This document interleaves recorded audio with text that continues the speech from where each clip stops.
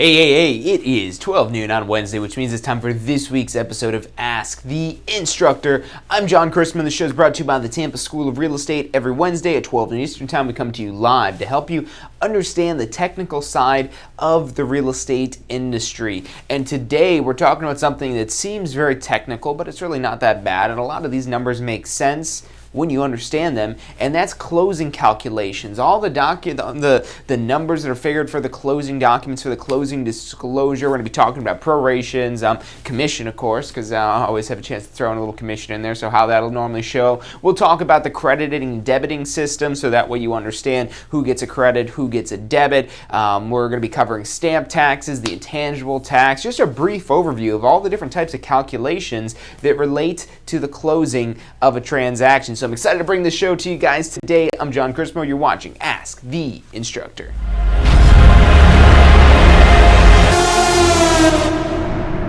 You are watching Ask the Instructor.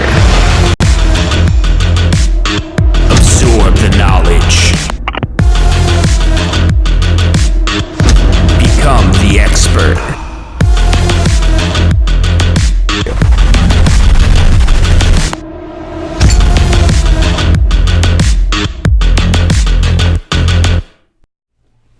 Hey, welcome back to this week's episode of Ask the Instructor. My name is John Christmo, and every Friday at 12 noon Eastern Time, we come to you live to talk to you about the technical side of the real estate industry, to walk you through some math calculations like we're going to be doing today. So what we're going to be focusing on is closing calculations. We're going to talk about how these appear on the closing statement.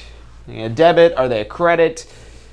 And not only is this something you're going to see in pretty much every day-to-day real estate transaction, it's absolutely something you're going to see on your real estate exams as well. Whether it's a proration, whether it's a stamp tax calculation, whether it's asking about the debits and the credits, or maybe the debits and the credits along with the math, we're going to make sense of that all today. So we're dealing with closing calculations.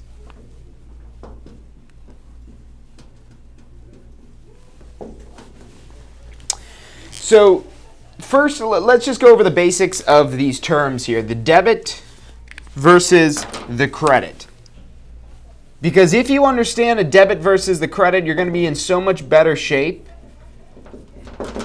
to understand really everything it is that is involved with the closing. If you could understand the debit and credit system and make sense of what a debit is and when somebody gets a debit versus when somebody's going to get a credit, everything starts to make a lot more sense. So let's start with that. A debit is simply a payment. And we'll say pay, that you're paying money. Whereas a credit is that you're receiving money.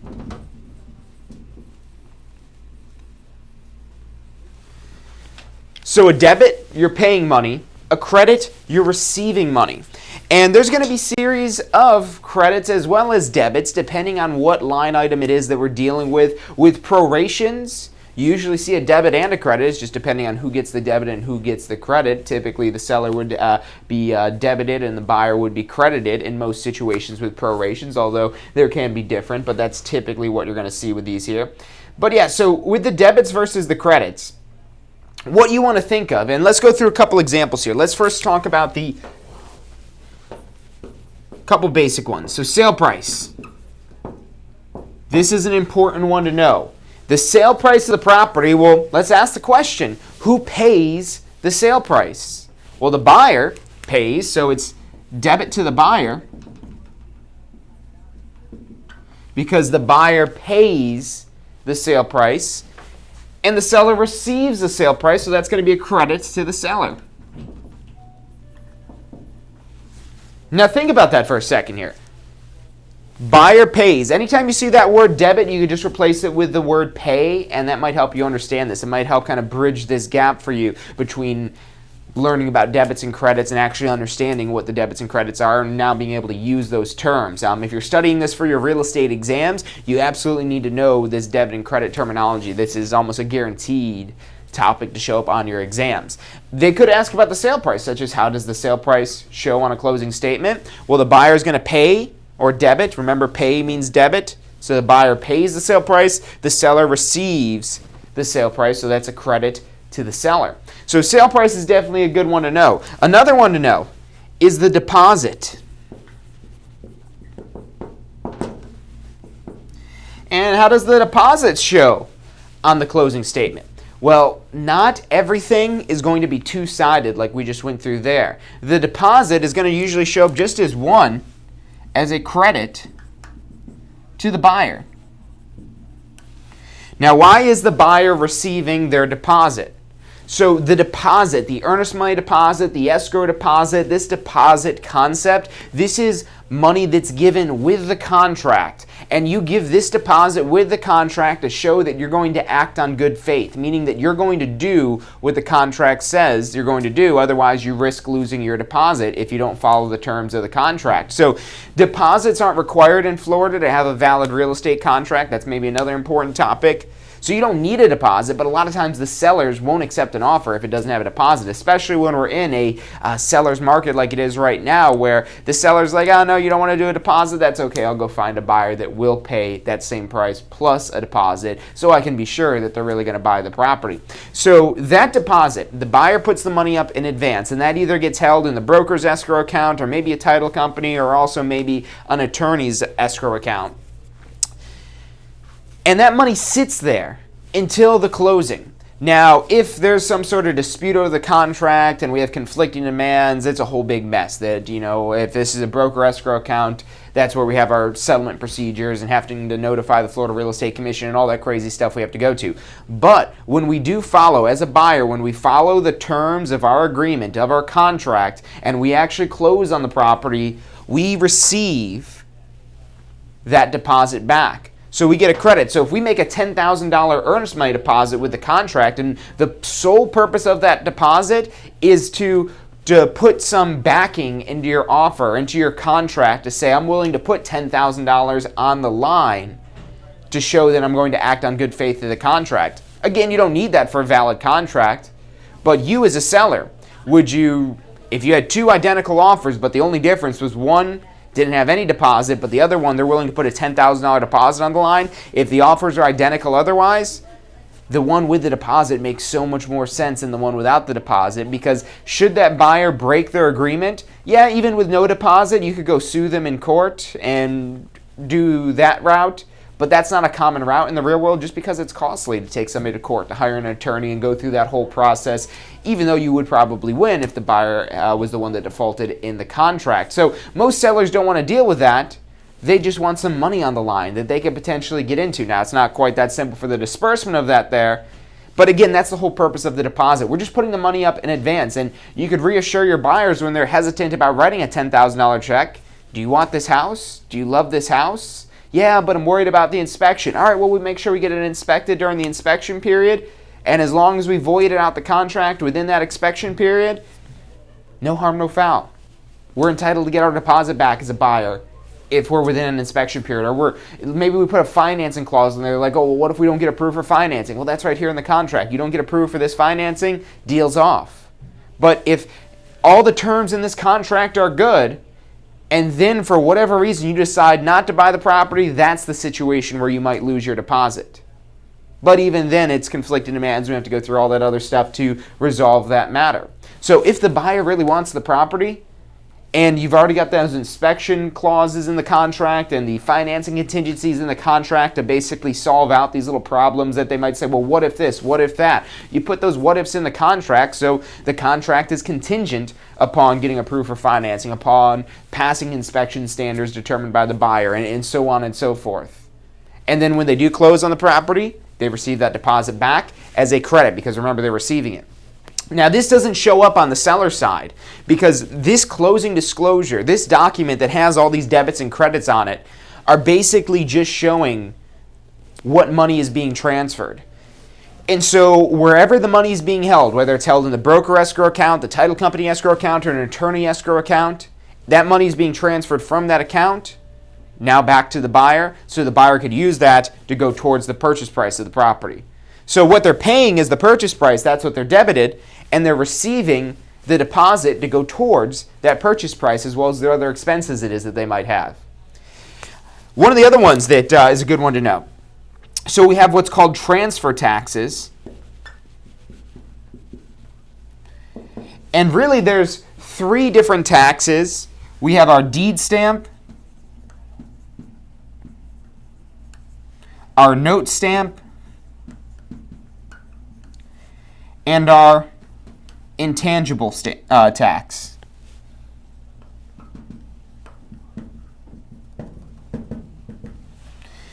Now, these are three transfer taxes. Now, you don't always have all of these taxes in a transaction. If this is a cash deal with no financing, you're simply just going to have the deed stamp tax. That's required anytime you transfer property. Those are based on the mortgage, based on the financing, based on the loan.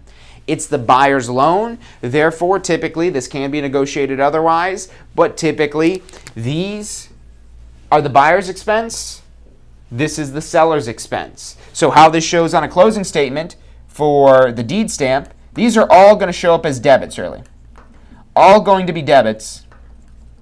The difference is who's debited, and that's why you want to, again, remember that difference between this is the seller, these two are the buyers. So this is a debit to the seller, these two are debits to the buyer. Because the seller is responsible for delivering a good deed, delivering a deed that can be transferred. And if you don't pay that stamp tax on the deed, you can't legally transfer that deed in Florida. So the seller typically has the obligation to pay the deed stamp, so that's a debit to the seller. For the loan taxes, the stamp tax on the note and the intangible tax, remember it's the buyer's mortgage loan.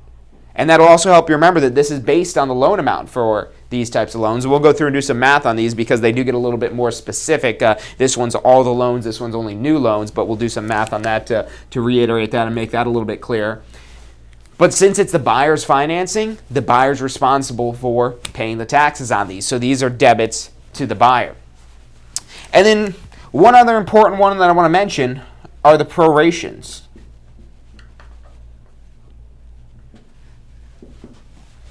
And with the prorations, these can, in rare instances, flip around where it is the reverse of this debit and credit. But for exam purposes, as well as what you're typically seeing in the real world, so I've got that there typically, it's typically a debit to the seller and a credit to the buyer.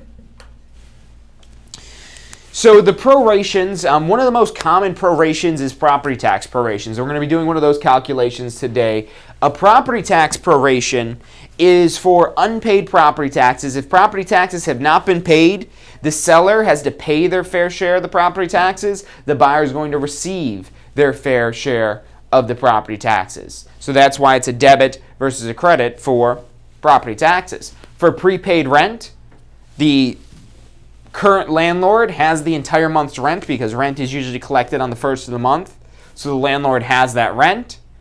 And it wouldn't be fair to the buyer if they're buying the property halfway through the month and they've got to wait all the way until next month to get any rent off of this property. So that's why a proration is typically done. We're having the seller pay some of the rent they collected to the buyer for the buyer's fair share of the time. So the seller is paying, the buyer is receiving. So again, debit to the seller and credit to the buyer. So prorations are two-sided because the money is being transferred. With the property tax proration, we're not talking about paying the local taxing authority. With these transfer taxes, these are basically direct tax payments at that given point in time. And that's why they only show up as debits and they do not show up as credits. The difference here with we have the three prorations. We have property taxes, we have the rent, and then also the other one is interest on an assumed loan. So with these three, property taxes typically paid at the end of the year, so it wouldn't be fair for the buyer to pay for the entire year when the seller lived in it for a portion. So seller pays, buyer receives. So that way the buyer is receiving their fair share of the property taxes from the seller's portion of time that they lived in the property. Now, in the end, when November rolls around and the property taxes become payable, the buyer's going to have to pay for the entire year. But with this credit they receive on the closing statement, this is going to basically be money it is that they're receiving. Now, typically what this is it just makes it where they have to pay less money out of pocket for the other expenses, for their down payment and whatever balance it is, for the cash they have to close on the property. but ultimately they were given their fair share of the seller's portion of property taxes for that dollar amount. For the rent, again, same thing. The landlord has rent already collected. So if it's the month of June, like we're in right now, the landlord has rent for the entire month of June from June 1st. And if you're closing today, so today's June 13th, roughly a little under half of the month. So let's just call it half. If you're entitled to half of the month's worth of rent as the buyer, you need the seller to pay you half of the month's rent that they collected for that property.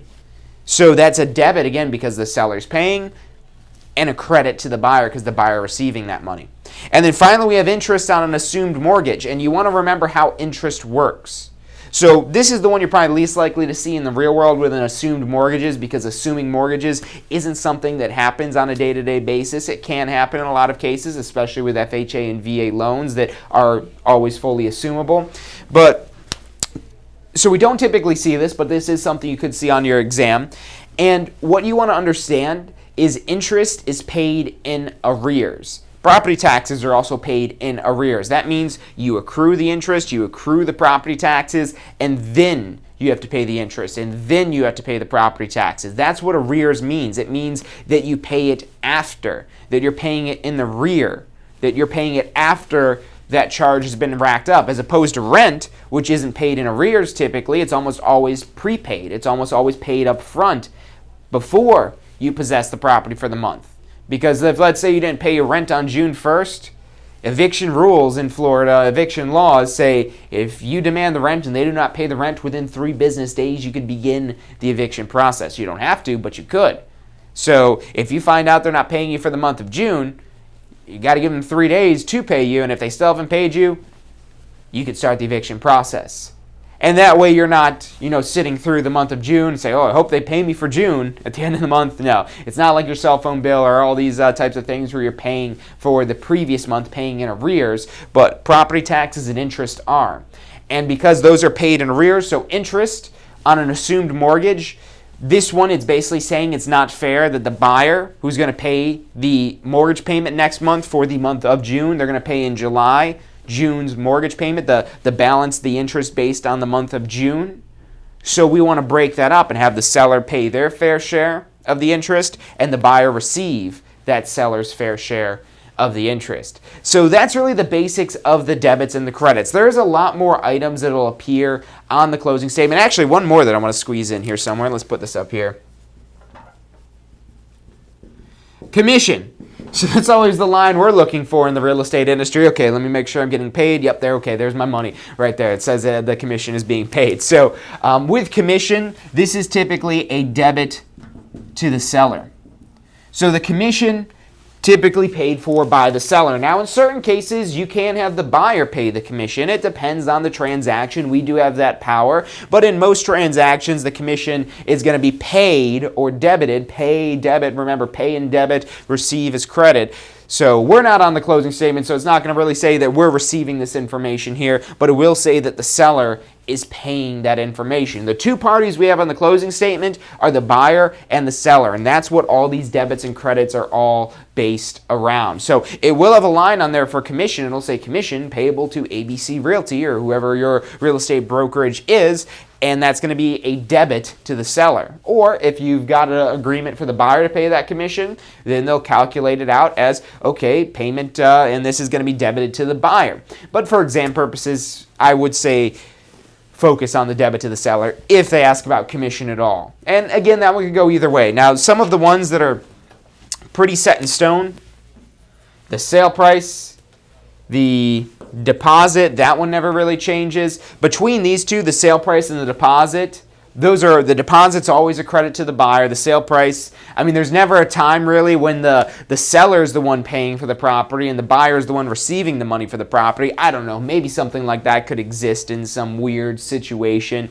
but I've never seen it before. I don't think it exists, but for the sale price, it's pretty much always where the buyer is paying the sale price and the seller is receiving the sale price. So that one's pretty fail-safe there. Same thing with the deposit, because that money's going to get reimbursed to the buyer at closing. Now, if we're not closing, that's maybe a different story, but then we're not worrying about debits and credits. That's what's going on our closing disclosure, on our closing statement when we actually are going to close on the property. So we're assuming that the buyer is acting on good faith, they are going to buy the property, and that they should receive their deposit back. The transfer taxes, this typically is how they break down. So these three here, this is almost always how those are going to play out. The seller almost always pays for the deed stamp. The buyer are almost always paying for the financing taxes, the note stamp, and the intangible tax.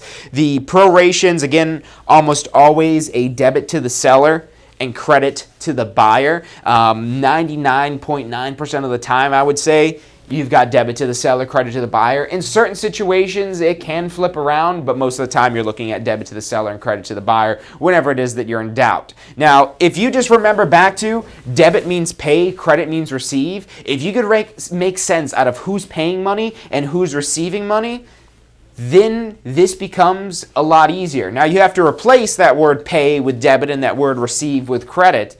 But if you think about it in these words, which are common words that we use every day, pay and receive, it'll make a lot more sense when you think about these different items and, okay, who's paying for this? Who's receiving this money? Is anyone receiving this money, or is this just a payment like it would be for commission or anything like that? So if you think about it in that context and think about whether it's the buyer or the seller having to pay or receiving this money, all of this will make a lot more sense. Now, we're not done yet, because now we need to talk about the math with this as well. This is potential exam questions right here, knowing about the debits and the credit systems and whatnot. But a lot of times what they'll do on your exam is they'll take a math question, and not only do you have to do the calculation to find the particular number that they're looking for, but also explain whether it's a debit or a credit and who it's a debit or a credit to. The good news here is if you don't like math, just remembering who gets the debit and who gets the credit with a multiple choice exam, you're probably going to eliminate half the answer choices right there, if not all the answer choices, depending on the situation. But we'll walk through the math, because the math actually is relatively easy, especially once you've got a basic understanding of this. But before we do that, we're going to take a quick commercial break, so stick with us. I'm John Christmo. The show is brought to you by the Tampa School of Real Estate, and you're watching Ask the Instructor. If you've been thinking about real estate, look, in this current market, it's hard not to. There's so many opportunities that exist out there for residential real estate, commercial real estate, business brokerage, property management. I mean, it's ridiculous how much opportunity lies from having a real estate license. So look, if you've been thinking about getting a real estate license, I mean, it's minimal cost compared to starting other careers and starting other businesses to get into this. So I urge you to check it out and give it a try. I mean, even if you're just using your license for personal use, you've got huge, immense benefits there. Go to this link. It's licensefl.com. That's licensefl.com. Put that link in the description. It's got your step-by-step guide to get a Florida real estate license. And look, check it out. Give us a call. We're here to answer any questions it is that you have, and go out there and make some money. Does your current career allow for unlimited income potential? With a career in real estate, the sky is the limit. What you put in is what you get out. Find out more about how you can tap into the unlimited income potential of a career in real estate at tampaschool.com. Did you know that statewide, only about 50% of test takers pass their state exam on the first try? At the Tampa School of Real Estate, we've broken down passing the class and state exams into 4 simple steps: learning the information, reinforcing the information, testing your knowledge, and being confident and prepared. View the details of the full strategy at passfirsttry.com. That's passfirsttry.com.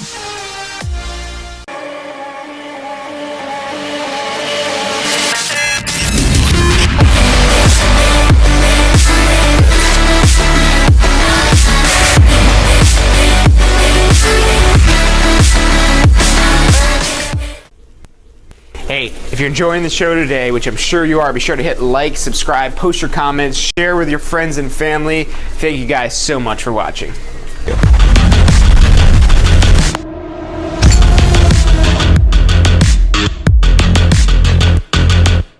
Hey, welcome back to this week's episode of Ask the Instructor. I'm John Christman. This show is brought to you by the Tampa School of Real Estate. every Wednesday at 12 noon Eastern Time. We come to you live to talk to you about the technical side of the real estate industry, and today is no different. We're talking about closing calculations, the numbers, the figures that you come up with to determine how much money is the buyer having to come to the closing table with, because almost always the buyer is going to have to bring additional money to the closing table to not only cover their down payment for the property or the entire property value if they're paying cash for it, but also any of these things here. So if they are doing financing, we've got these debits to a buyer right here if they're doing any sort of financing. We do have the credits to the buyer here for the earnest money deposit as well as any prorations that are existing, and there's almost always a property tax proration. The other two you don't see as often, especially the interest one. But once we basically balance this out, we take, okay, here's how much money the buyer has to pay. That's what we start off with. Sale price. There might be a couple other debits on there as well, maybe some closing costs and things like that the title company might be charging for this, some processing fees, stuff like that. So we take all the money it is the buyer has to pay, and we subtract out the money it is that the buyer sees, and what's left over is the cash they need to close on the property. So how much it is that they need to close on the property. And the mortgages, if there is a mortgage involved here, that would show up as a credit because that's basically money the mortgage company is giving to, and we'll throw that one up here as well. I know I said we're almost done with these, but just to give you kind of a greater idea of how this shows up. So if the mortgage is from a typical lender, that's just going to show up as a credit to the buyer. Now, if it's a purchase money mortgage that's coming from the seller, that's where that would also show as a debit to the seller, where the money would be taken from the seller and now loaned out to the buyer. But if it's just traditional financing that's not coming from the seller, that's where it's just going to show up as a credit to the buyer. So we take the debits, subtract all the credits, and what's left over is the cash needed to close for the buyer. And then going through these as well, we now want to find out how much money the seller is going to walk away with, how much money they're going to leave with at the closing table. So we start off with the sale price of the property. That's credited to the seller. But now we have the things that are eating away at this here. So if there's a mortgage to be paid off, that's going to show up as a debit to the buyer. So, or debit to the seller, I'm sorry, not to the buyer. The buyer isn't going to pay off the seller's mortgage. Technically they are, but not for the accounting wise. So we start with how much money the seller receives from the sale price. And then we're eating away at that. The biggest chunk of that is usually coming from the seller's outstanding mortgage loan balance. So let's say they owe $200,000 and the sale price was $300,000. So we take our sale price of $300,000, we subtract out our mortgage balance, we subtract out the commission, that debit there, we subtract out our doc stamp on the deed, we subtract out the debits for the proration to the seller, and then what we're left over once we subtract all those debits is the money it is that the buyer or the seller is able to walk away with from the sale. So two numbers ultimately we're figuring out with this whole systems of debits and credits is how much the buyer needs to close and how much the seller is going to walk away with after the closing. But now let's get into some of the calculations, and let's start with the real basic one first that always gets people excited in real estate, and that's on calculating a commission. So we'll just go through real quick how to calculate out the commission that's going to show up on the closing statement, and then again reiterate who's getting the debit for that. So let's say that for this commission calculation, that the sale price is $300,000. The commission rate is 6%. We take the $300,000, we multiply by 6%, and we should end up with $18,000. Now, ultimately, if there are two different brokers representing the buyer and the seller, that money is typically split to this much going to the selling brokerage, this much going to the listing brokerage. But this commission is going to show up as a debit typically to the seller. So that is our debit for the closing statement for commission. So commission is relatively easy, and in the real world it might get a little bit more complicated than this of how this might show up on there. But exam purposes, if it talks to you anything about commission, that would be calculating your commission rate, the total commission, and then that's debited to the seller. The seller's having to pay that $18,000. So that's commission. Won't spend too much time on that, but an easy one to understand. We'll figure out how we get paid and then, figure out everything else later. So let's now talk about, let's do the transfer taxes.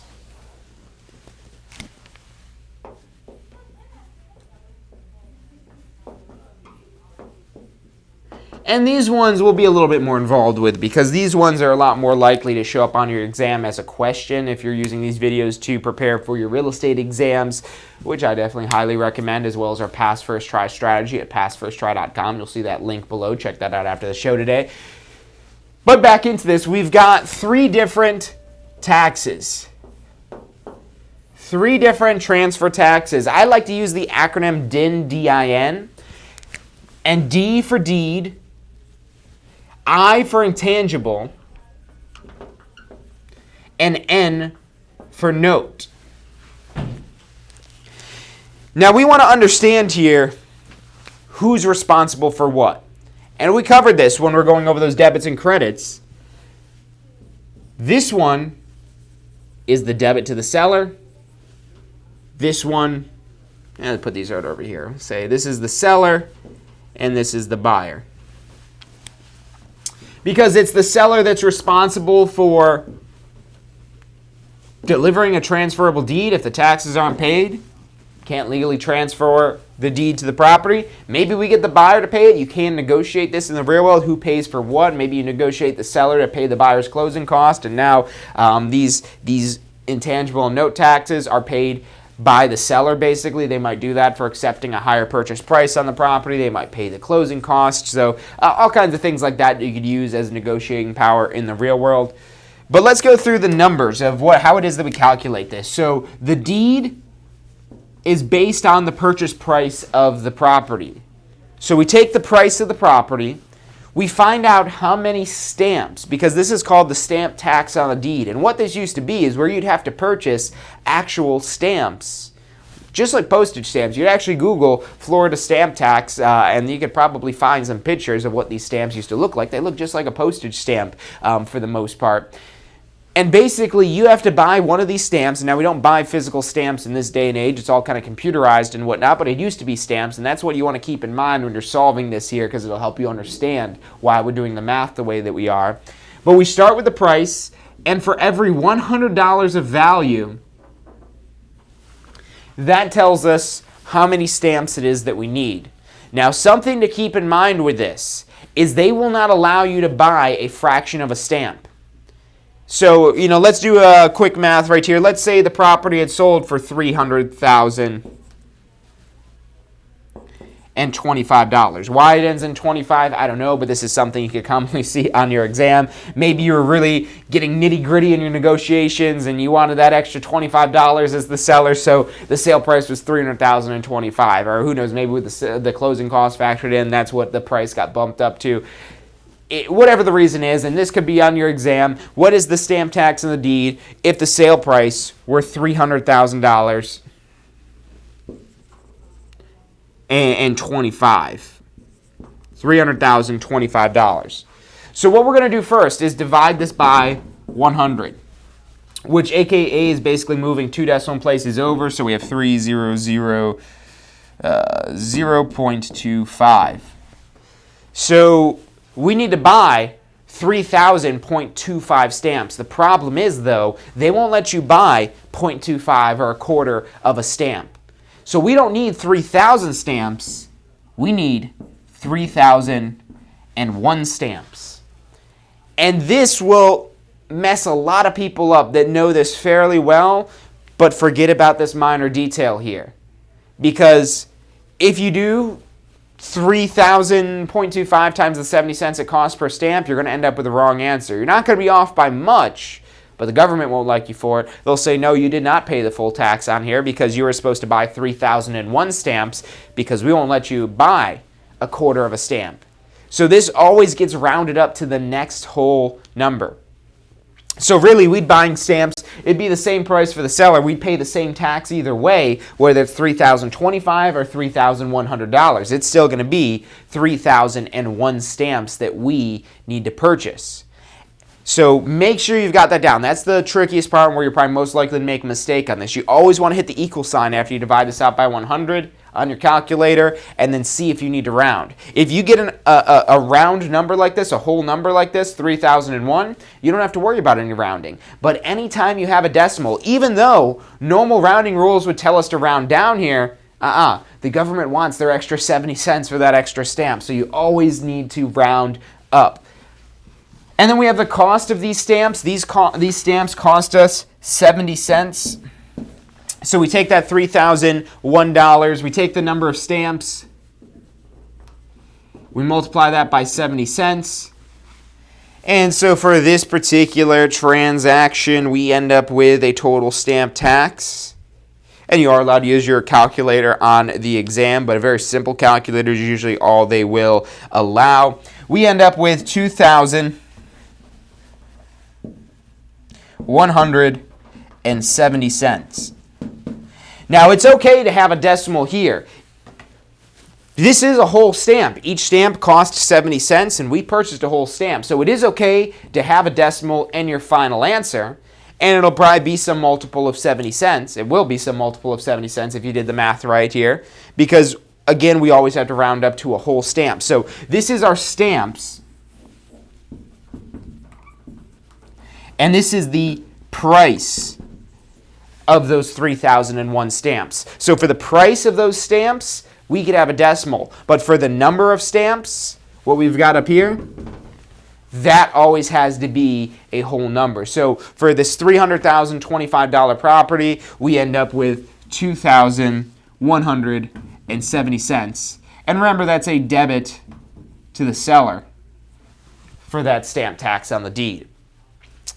Now, if you're able to do this calculation here, you're also going to be able to do the note stamp. So the note stamp is going to be a very similar calculation, but the difference is, two differences really. Number one, it's not based on the price. These taxes here, these transfer taxes, the only one of these is this one that's based on the price. The one that's the deed is based on the price. The intangible and the note tax, these are mortgage taxes, mortgage transfer taxes, so they're based on the loan amount, not the purchase price. And that's absolutely something you want to remember, because the exam will not only test you on how you know how to work with the numbers, but also if you know that this is supposed to be the loan amount and not the purchase price. And the same thing for this up here. They want to make sure you know this is the price and not the loan amount. So that's our big difference here. The deed is based on price, whereas for the note, it's the loan amount, again, divided by 100, and then we get our number of stamps. So like I said, this is very similar to the deed stamp. Big difference so far, though, is that we're starting with the loan amount, not starting with the price. And then once we get those number of stamps, we multiply that by the cost of the stamps. And this is our other difference. The stamps for the note only cost 35 cents, which is half of 70 cents, if that little coincidence there helps you remember this at all. So 35 cents for our stamp tax on the note for each stamp we have to purchase. And let's go through another one of these here. Let's say that we have let's say the mortgage loan is $250,510. Just pick that random number. So exam question says our loan amount, so remember that's our loan. We always start with the loan with the note tax, not the purchase price. The loan amount divided by 100, we divide that out, we get 250,510, and we move two decimal places over. So we've got $2,505.10, or not dollars, number of stamps. So remember, this is our number of stamps. And you've got to remember our rule. Can we purchase a tenth of a stamp? Can we purchase 0.10 of a stamp? The answer is no. They will not let you. They want their extra 35 cents for that extra stamp, so we always round up the number of stamps, if there's any decimal whatsoever, to the next whole stamp. So in this case here, we need 2,506 stamps to satisfy the stamp tax on the note for this particular mortgage. And then we take that and we multiply by the cost of the stamps, which is 35 cents. So 2,506 times 35 cents. Again, we whip out our handy calculator here because there's no reason you should have to do this math on your own. You've got bigger problems to solve on the exam than just how to do basic computations. But we should end up, if we did our math correctly, of $877.10. And that, again, is our price of these stamps. So that's our number of stamps up here. We need 2,506 because we did not have a whole number of stamps. Anytime, even if this were .001, if this were $250,501, that would say that we need 2,505.01 stamps. Even in that situation, we would still round up to 2,506. Even though it's just that fraction of a stamp. Maybe the loan amount is $2,500.50. Then we end up with that. We need 2,505 and 5/10ths of a stamp. 5,000ths of a stamp, I think that is there. Even in that case, we would need that extra full stamp. Anytime there's even just this here, that there's some reason loaning us 50 cents also on top of the $250,500.50. Now we've got to bump that up where we need to purchase that extra stamp. So anytime there's any decimal, we've got to purchase a whole extra stamp. Now if this were, just to work with these numbers here, $250,500, if it was just as simple as that, and let me write this a little bit clearer so you can read that, $250,500, when we divide that by 100, we simply get 2,505, which in that case, we would only need 2,505 stamps, which when we multiply that by 35 cents, we should end up with, I think that's 85 this is going to come out to.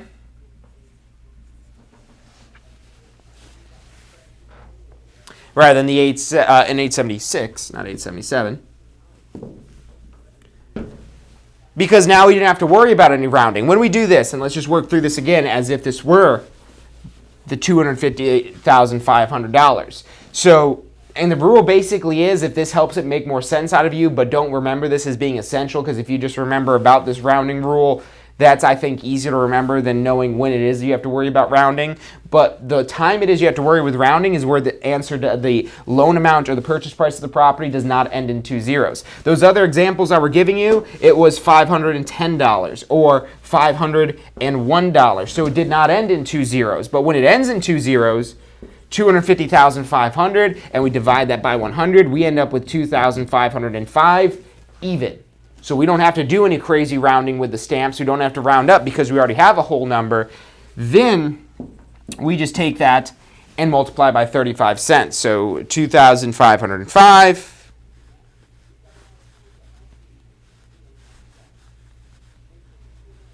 If you're not going crazy with your calculator, take your time putting your stuff in your calculator because otherwise it'll play tricks on you. Ooh, I was off by 10 cents. That's why you always want to trust your calculator. $8.76 is what that will come out to.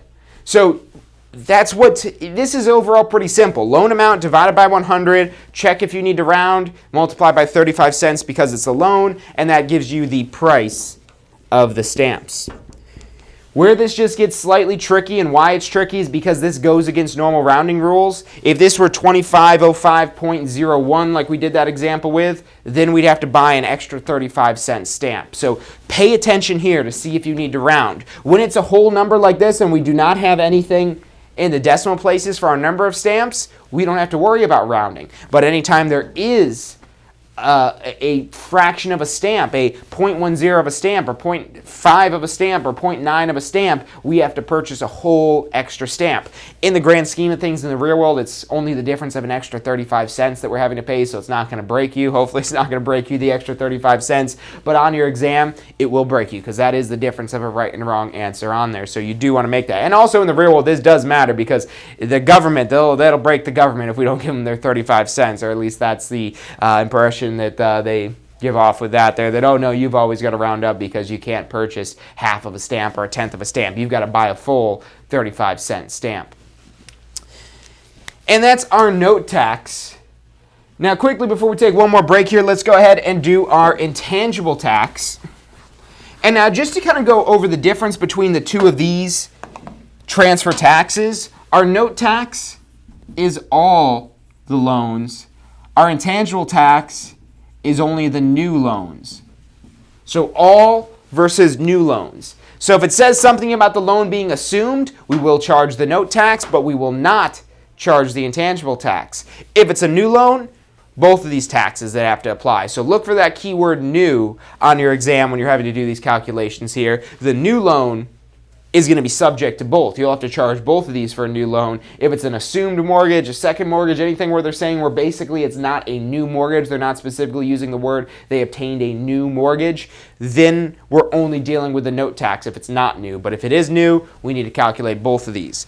Now for your intangible tax, this is the easiest out of all of them. Remember, it's only based on the new loan, and we just take the loan amount and multiply it by 2 mils, which is 0.002 as a decimal. So on that $250,000 loan, and we don't have to worry about rounding at all with this one here. It's super simple. It's just the loan amount times 0.002. So 250,000 times 0.002,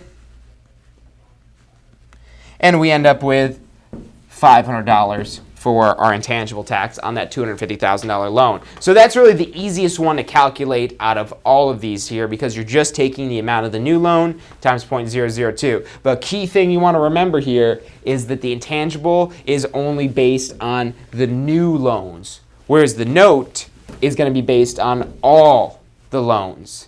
So pay attention to that, because that is something likely to show up on your exams, as well as stuff we see in the real world. And to answer your questions, yes, we have the title companies that will do these calculations for the closing documents and whatnot. And no, you probably do not need to double check these numbers, but you know, it doesn't hurt, because we're all human and we make mistakes sometimes. So maybe double checking this, we find that there is some sort of error, maybe some calculation isn't done right. But where this could be useful in the real world for knowing these calculations is for preliminary numbers, for understanding from when we're negotiating the contract, before we're anywhere near the closing process, to let the buyer know some of these additional taxes they'll probably have to pay.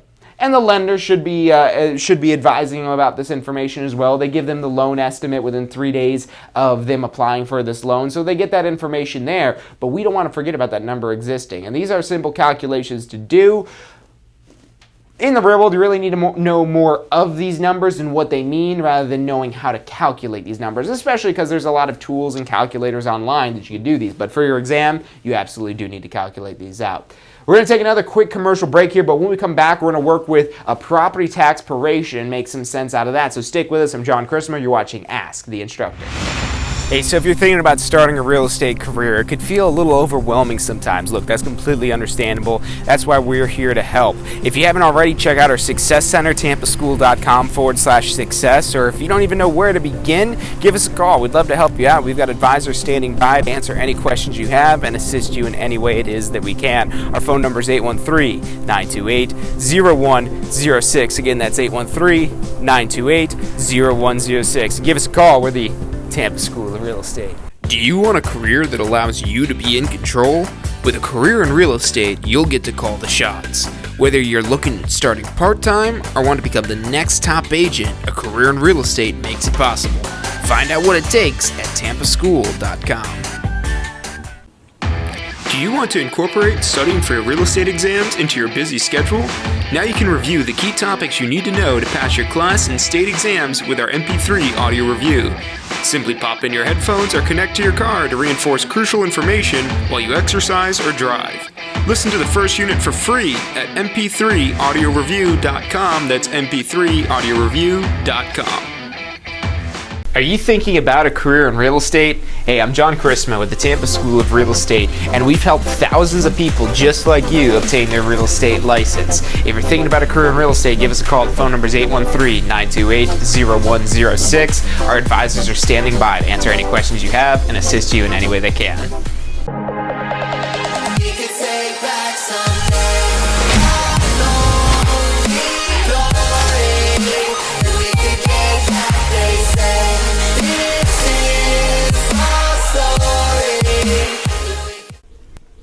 Hey, Hey, if you're enjoying the show today, which I'm sure you are, be sure to hit like, subscribe, post your comments, share with your friends and family. Thank you guys so much for watching.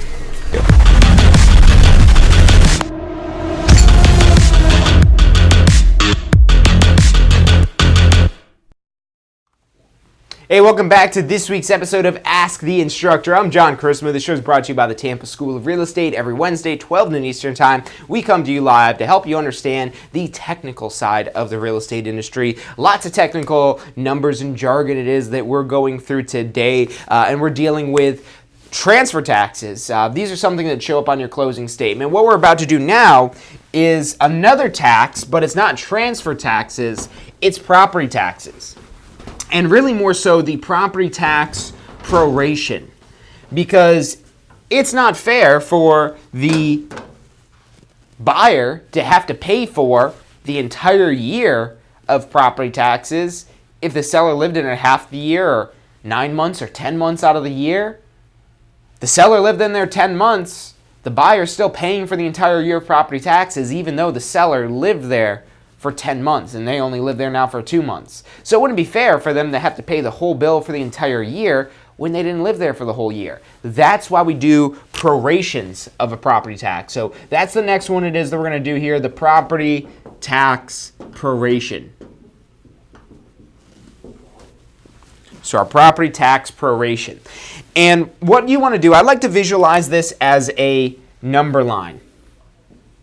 So let's take today. Today is June 13th, and let's say we're closing on a home today, June 13th. We're roughly near the beginning of the year. January is here. December 31st is here. And we want to figure out, okay, these are the seller days, these are the buyer days, and we're trying to determine, because the taxes aren't payable until November. So anytime a property closes before November, it's always going to be the buyer's obligation to pay for that entire year of property taxes. And what makes that fair is we take the seller's fair share, time they own the property, and we debit the seller. Remember, with our prorations, it's pretty much always debit to the seller and credit the buyer for that money that we're paying to the buyer for the time the seller lived in the property. So in order to calculate this out, we're going to need to figure out how many days the seller lived in the property. And we're basically taking that number of days and figuring out a prorate amount of what those property taxes are for the year. So let's say our property taxes for the year, the entire year, are, we'll say $4,800. So $4,800, that's our annual property tax bill. We're going to take the number of days that the seller owns the property and multiply it by the daily rate of taxes. So let's start off first with figuring out this number of days here. So if our closing is on June 13th, now in the question, on the exam, in the real world, this day is typically going to be the buyer's day for this day of closing. That's why I drew this out here as a box. So that June 13th typically is a responsibility of the buyer to pay in the real world. On the exam, you want to pay attention to the question of whether it says the day of closing is charged to the buyer or it says the day of closing is charged to the seller. What I've got drawn out here and visualized here is that day of closing being paid for by the buyer. That's why we've got this on the buyer side. So when we're trying to count the number of days that the seller owns the property, we're only counting up until June 13th. So we do the math here. And there's really no easy way to do this. Make sure you don't forget May, like I just did there, March, April, May, and then June. Now in June, we're only going to count 12 days because we're counting up until June 13th. Because remember, that day of closing is the buyer's responsibility. And you'll see that in the question as day of closing is charged to the buyer. Or maybe vice versa, they could put on the exam, day of closing is charged to the seller, where the seller has to pay for that day of closing. In this case, it's charged to the buyer, so we're just going to do 12 days, every day leading up until June 13th. And now we need to figure out how many days are in all these months leading up until June, and then basically add them all together. Now, this might seem tricky, But there's a rhyme you can remember. 30 days have September, April, June, November. So 30 days have September, April, June, November. So we've got September. September actually isn't on here, so we don't have to worry about September. April has 30 days. June does have 30 days, but we're only counting 12 days in June. April, June, and November is our other month with 30 days in it. I used to hate that way, but the more it is that I say that, the more it is that it makes it easy for her to remember how many days are in every month. The reason why I didn't like that from the get-go is I was like, well, that doesn't sound right. There's got to be more months with 30 days in it. Surprisingly enough, there's not. It's September, April, June, November. So when you say 30 days have September, April, June, November, you maybe kind of make a rhyme about it. You try to, 30 days have September, April, June, November, drop a hit single on months of the year, basically. So that's one way you could go about this. The way it is that I learned this, that I preferred originally, although this method is growing on me, is you take your knuckles, put them together, and then your knuckles represent 31 days. The spaces between your knuckles represent 30 days, or February 28. You just have to remember February is weird and they've only got 28 days. But then you're going to go across. January, we're on a knuckle. See if you get a little closer to that. So January on a knuckle. Now between a knuckle, that's February. It's lower, that's less days. Then March, 31 days, then April, 30 days, then May, 31, then June. Now when we get here, July and then August. July, August, we're back-to-back, knuckle to knuckle, and that's in the real world. I don't know if this is the method they use to come up with the months of the year, but that has 31 days in it as well. July has 31 days, and August have 31 days, and then August, September, October, November, December. So you get the idea. You just work your way across, and that basically tells you how many days are in every month. Whichever way you do it, you need to be able to come up with all of these numbers for your exam. 31 for January, 28 for February, 31 for March, 30 for April, 31 for May, and then 12 days we're counting in June. Now, my other piece of advice here is to be very careful. I already made one mistake putting numbers in my calculator early today, and you're likely to make a mistake if you rush this. This is simple math. We're just adding these all together to get our total number of days, but if you rush this, you might bump a wrong number, and we have no idea what this number is going to end up being, so we'll say, oh, that sounds right, and then we'll just move on with the number it is that is a wrong number. So be careful adding these up. Just because it's such simple math, you're very likely to make a mistake on it, so take your time. It only takes you a few extra seconds to take your time putting this in your calculator. And then we get 163 days. And I wouldn't say it's a good rule of thumb to just double check that calculation too, because I can't tell you how many times I've made a mistake doing that, just punching in my calculator. I know what I need to do, but I'm just rushing it through my calculator and I end up with the wrong number and a wrong answer, or not an answer choice there. Like, crap, what did I do? And it's almost always I didn't add up these number of days correctly, just because we're punching in our calculator faster than our fingers will work. So we've got 163 days that the seller owns the property. So what we're going to do is take our tax bill of $4,800. That's the entire year of property taxes. Now remember, we need to find a daily rate, so we're going to divide this by 365. And that's going to tell us how much per day our property taxes are. So when we take $4,800 and divide by 365, we end up getting a daily rate of 13.1506849. And it probably continues on if we kind of see the numbers that are hiding in our calculator. Maybe not. I'm sure there's some extra numbers hiding in our calculator with that one there. So the reason why you don't want to round this here is because when we multiply that by 163, we'll be off by a few pennies if we round here. So you want to leave that number in your calculator. That's our daily tax rate. Every day for a year, it's $13 and some change, and at the end of the year, it totals up to $4,800. So we take that and we multiply that by the number of seller days, and this is going to give us the seller's portion of the property taxes. So we take that big long number, you're just going to take that, leave it in your calculator, hit times 163, and at this point we're going to be able to round to dollars and cents. So we've got 2,143.56. So that's the seller's portion of the property taxes. Their fair share of that $4,800. Now remember, at the end of the year, the buyer's having to pay the full $4,800. We don't care about how much the buyer pays because we already know what the buyer pays. That's the whole thing. We just care about what's the seller's portion that we need to transfer on the closing statement that needs to be debited to the seller and then credited to the buyer, that the seller pays and that the buyer will receive. And so that's $2,143.56. Another quick check is that dollar amount should not only be the dollar amount for the debit, but also the dollar amount for the credit. Because this is saying the seller is paying $2,143.56 and the buyer is receiving $2,143.56. The number shouldn't be different, because if they paid $2,100 but the buyer only was credited $2,000, what happened to the $143.56? Why wasn't that given to the buyer? So these numbers should always be equal, because it's the same amount of money that's being transferred, paid by the seller and received by the buyer. And that's property tax proration.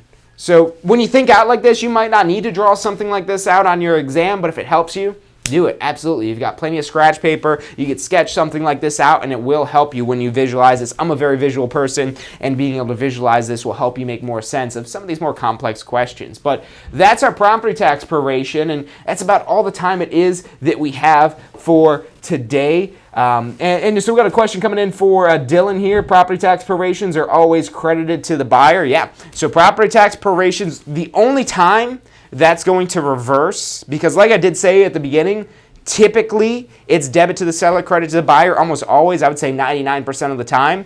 The chance where this will flip-flop, and it's a completely different set of math it is that we're going to do, is where the taxes have already been paid. So maybe we're closing sometime in December, and the taxes have already been paid. Now, that typically doesn't happen in the real world, because if the seller is selling the property, then at that point, they're probably like, well, let the buyer pay the taxes. The taxes actually are delinquent after April 1st of the following year, so they've still got time after this to still pay the taxes, and the seller's probably going to say, I don't know, let the buyer deal with it. I don't want to have to pay for the taxes. I'll pay my fair share of this year, but let the buyer do it. And then we would do the same math like we did here. But if the property taxes have been paid, which can only occur during this window, because property taxes are payable from November 11th, November 1st, the 11th month, to December 31st. So that window there, if the closing date is somewhere in that window, there is a possibility that the seller would have already paid the property taxes on the property. And if they did do that, then everything would be backwards with what we just did. It actually would be a debit to the buyer and a credit to the seller, because just like prepaid rent, this money has already been paid, and now we have to reimburse the seller for our month or 2 months out of the year it is that we're going to own the property. So in that rare instance, everything gets reversed and flipped around with this. But I'm confident in telling you your exam is going to be something where it's these other 10 months out of the year. Not only is that how it typically occurs in the real world, where it's a debit to the seller and credit to the buyer. So no, technically it's not always debit to the seller and credit to the buyer, but 99.9% of the time it's debit to the seller and credit to the buyer. So that's about all the time it is that we do have today. Thank you guys for tuning in, asking your questions, and liking. I see a lot of likes and shares and comments on this. So thank you guys so much for tuning in. I really appreciate you guys doing that. It really, I'm not just up here to listen to myself talk. I'm here to share this knowledge of real estate with you guys, get you guys ready to pass your real estate exams. This is something that pops up on your exams quite a bit. It is something that comes up in every real estate transaction. You're going to have a property tax proration. Again, the calculation is typically done by the title company, but we need to be able to figure this out, because this $2,143.56 that gets credited to the buyer, that's less money the buyer has to take out of their pocket at the closing table. It's more money that the seller's having to pay, so the seller's going to get less money and the buyer's going to get more money due to this proration, because the seller's paying. Remember, debit means pay and credit means receive, so the buyer would be receiving that money. So this is something that happens in the real world as well. And like I said, we're in those preliminary negotiations, and the seller's worried about going down in price because they're like, well, what will I walk away with? They haven't done this math. I know a lot of real estate agents that can't do this math, so your seller definitely hasn't done this math here. They have no idea what they're going to walk away with. They might find out that it is a possibility for them to drop the price a little bit and still be able to get away with the amount of money it is that they're wanting to take out of the property if we've gone through and done these calculations. In the real world, always get with a title company, preferably the title company that's going to be used for the transaction to get to these preliminary types of numbers. Talk to the mortgage lender as well that's going to be in the process, because they're going to have different debits and credits and whatnot. But for some basics of an estimate of how much they could walk away with, this is where we want to know what these numbers mean. We want to know how to calculate these out. Even if we're using one of these calculators, we need to know what numbers we're inputting. We won't have to do this detailed math of it here, but we do want to put in this correct information and know why we need to put that correct information in. So not only is this important for your exam, it's something you see every real estate transaction in the real world. That's all the time we've got for today. Thank you guys for tuning in, and I'll see you Friday for State of Real Estate. Have you seen what's going on in Tampa?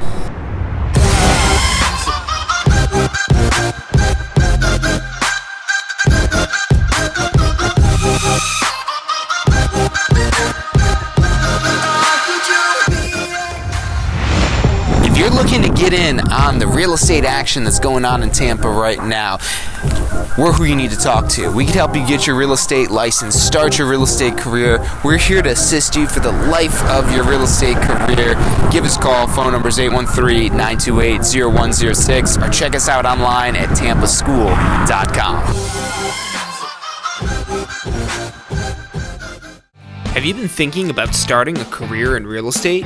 Enjoy an entrepreneurial lifestyle that allows for schedule flexibility with unlimited income potential. In real estate, the sky is the limit, and what you put in is what you get out. Learn more about a career in real estate at tampaschool.com. Have you completed your FREC required post-licensing course? There's still time before your next renewal. At the Tampa School of Real Estate, our classroom and online courses will meet your FREC requirement and teach you real-world information applicable to your business. Learn more and enroll today at postflorida.com. That's postflorida.com.